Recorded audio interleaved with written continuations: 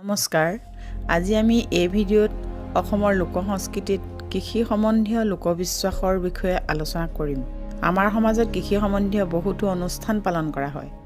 কাতি বিহুৰ দিনা পথাৰত ভঁৰালত চাকি দিয়া হয়। চাউল কেৱল মানুহৰ প্ৰধান খাদ্যই নহয়, ইয়াক মন্ত্ৰ আদিতো ব্যৱহাৰ কৰা হয়। আমাৰ অসমীয়া সমাজত দৰা যেতিয়া কইনাৰ ঘৰলৈ আহে, তেতিয়া দৰাক মহিবলৈ বা অপদেৱতাৰ কুদৃষ্টিৰ পৰা তেওঁক ৰক্ষা কৰিবলৈ চাউল ছটিওৱাৰ প্ৰথা আছে। জনজাতীয় লোকসকলেও যাদু মন্ত্ৰত আৰু দেও উঠি ভৱিষ্যতবাণী কৰাৰ সময়ত চাউল ব্যৱহাৰ কৰে। ভঁৰালত শস্য থোৱাৰো কিছুমান বিশ্বাস আছে আমাৰ। যিকোনো মাহতে বা যিকোনো দিনত ভঁৰালৰ পৰা ধান উলিয়াব নাপায়। লঘোণ লগা সময়ত যে তিৰোতাসকলক ভঁৰালৰ কাষলৈকে যাবলৈ দিয়া নহয়।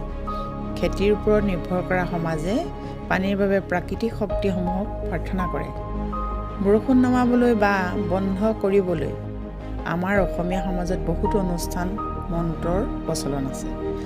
পানী বিচাৰি বা বানপানী ৰোধ কৰিবলৈ নদ নদীক পূজা কৰা হয়। এই ধৰণৰ প্ৰথা জনজাতীয় লোকৰ মাজতো আছে। নগাসকলৰ বৰষুণ নোহোৱা উৎসৱত বৰষুণ আহিলে ডেকা জীয়ৰীবোৰে ঘৰৰ পৰা বাহিৰত ওলাই সৰু ল'ৰা ছোৱালীৰ দৰে নৃত্য গীত কৰে। খেতি চপাই আনি প্ৰথমে এমুঠি চাউল ৰাইজক লগোৱাটো এনেবোৰ বিশ্বাসৰ লগতে জড়িত। আমি অসমীয়াই ধান চপাই শেষ হোৱাৰ লগে লগে ন খোৱা ভোজ পাতোঁ। ইয়াৰ পিছতহে ন চাউল নিজে খোৱাৰ নিয়ম আছে।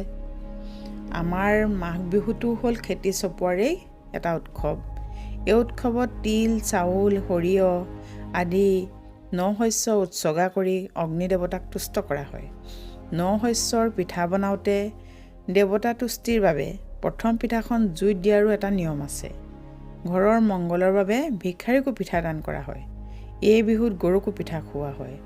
ভঁৰালটো যাতে জুই, বৰষুণ, নিগনি আদিৰ পৰা নিৰাপদে থাকে আৰু পথাৰত যাতে খেতি ভালদৰে হয়, তাৰ বাবে এই উৎসৱবোৰ পালন কৰা হয়।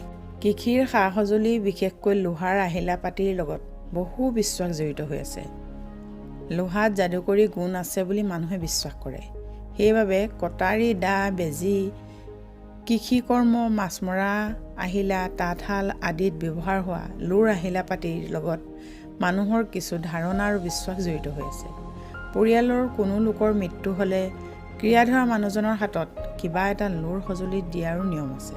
নহ'লে বোলে মৃতকৰ আত্মাই তেওঁক কিবা অপকাৰ কৰিব পাৰে।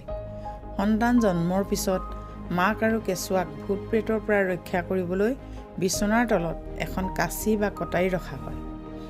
অসমীয়া বিবাহ উৎসৱৰ দিনবোৰত দৰা কন্যাই একোখন কটাৰী সদায় নিজৰ লগত ৰাখিব লাগে। বিধি কৰ্ম শেষ হোৱাৰ পিছত দৰা কন্যাই টেমি, কটাৰী সলোৱা কৌতুক অনুষ্ঠান পালিব লাগে।